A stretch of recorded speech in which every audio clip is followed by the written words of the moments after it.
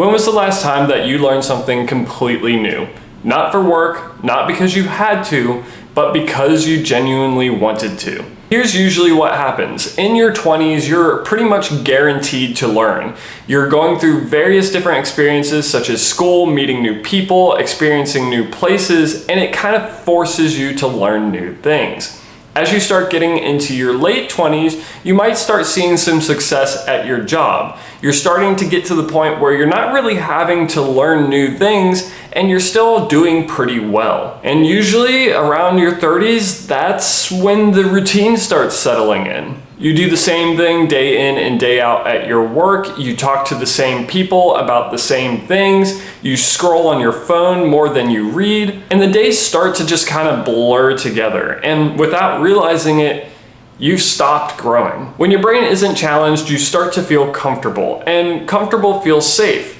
However, it's also the easiest way that life begins to slip by without you really ever realizing it or you continuing to learn new things. You start forgetting names the moment you hear them, you can't get through a book anymore without checking your phone, and every year seems to go by faster than the last. If you're new here, welcome. My name is Tyler Warlow, and I make videos on self-improvement habits I wished I had learned earlier. In today's video, we're going to be talking about a topic that touches pretty much everyone. How most people begin to stop learning after 25, and what you can do to not fall into that trap. The first thing we're going to talk about is introducing novelty into your daily routine. In other words, you're going to try new things, even if it is small. Introducing new things into your routine is going to light up your body's reward system. In other words, your brain is going to release some dopamine. And dopamine has been found to increase both motivation, but also alertness and attention up to a few hours after experiencing a new thing. So maybe next time try a different route to work, order something new for lunch, or sign up for a class on something that you know nothing about. It's not about being good or staying in the routine, it's about keeping your brain guessing. Be careful not to do this every single day because then of course your brain will just get used to the idea of something new happening every day.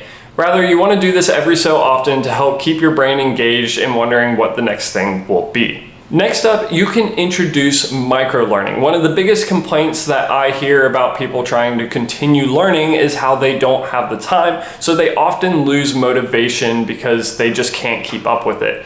But I encourage people that if they're trying to learn something new, try to just do it for a small amount as often as they can. In my opinion, the best thing that you can do is find something that you can do even for 5 minutes almost every day. I personally try to use Duolingo to learn Japanese or music, and that's a really good example because you can do a lesson in as quick as 2 minutes. The key to learning in small doses is that it helps you to build momentum, and as you build momentum and build up the habit of learning, it's going to cause your brain to expect that on a day-to-day basis. This starts to cause you to kind of mentally crave that learning experience. So next time that you're trying to learn something new, try doing it in small doses. This could be as simple as doing a Duolingo lesson, practicing a music scale, or just trying a simple sketch every day. Now, the third thing you might not expect, and that's going to be taking the time to dive deeper into the skills that you've already developed. A lot of times the reason people start to feel bored and like the days are just going by is because they feel like they're not really being challenged, that they're doing the same thing every single day. And an easy way to counteract this is try to develop your knowledge at an even deeper level on the things that you already know. This is going to cause your brain to feel challenged, which, trust me, is not going to feel easy, and it's not meant to be. But if you can get your body used to how you feel while you're learning, it's not going to be so much of a barrier the next time that you feel it. We all hit that point where we get good enough at something that we can really just go about our daily business without any problem. And in most cases, that's where people stop improving. Trying to push past that plateau is what allows people to actually get into deep learning. So if you're trying to learn how to cook, maybe try a more challenging recipe. If you're trying to code, do a project that might feel a little bit outside of your comfort zone. But whatever it is, you want to feel that challenge. Comfort is the enemy of your growth. Now, next up, one of the best ways that you can continue to learn and master subjects is by teaching others. It's a very easy way to understand what you don't understand about a subject. In other words, try to teach it to someone, and if they start asking you questions and you can't answer them, then you know that you haven't really truly mastered that subject, and it kind of forces you to understand what you could learn more about. Teaching is going to force you to organize your knowledge and start to see the gaps.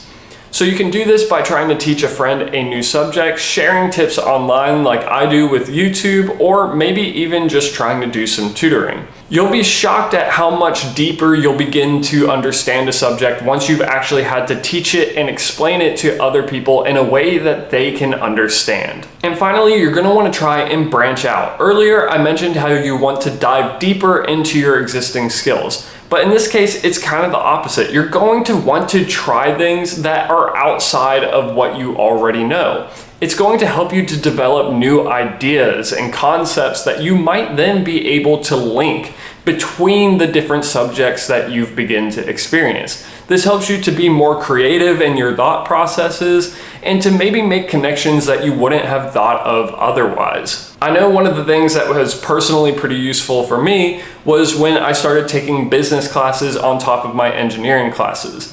When I went into the workforce, this allowed me to have a little bit of a unique perspective with a blend of engineering and business mindsets that most people didn't have. That way, I could make decisions from an engineering side while also thinking about the business, and it allowed us to actually make decisions quickly while still progressing the company's goals. The day that you stop learning is the day that you stop growing. The years will pass no matter what, but you get to choose whether they blur together or they stand out individually. I recommend starting with one of these 5 things today. Let me know in the comments down below which one you're going to start doing. I like to read and respond to all of them. But that's going to bring us to the end of the video.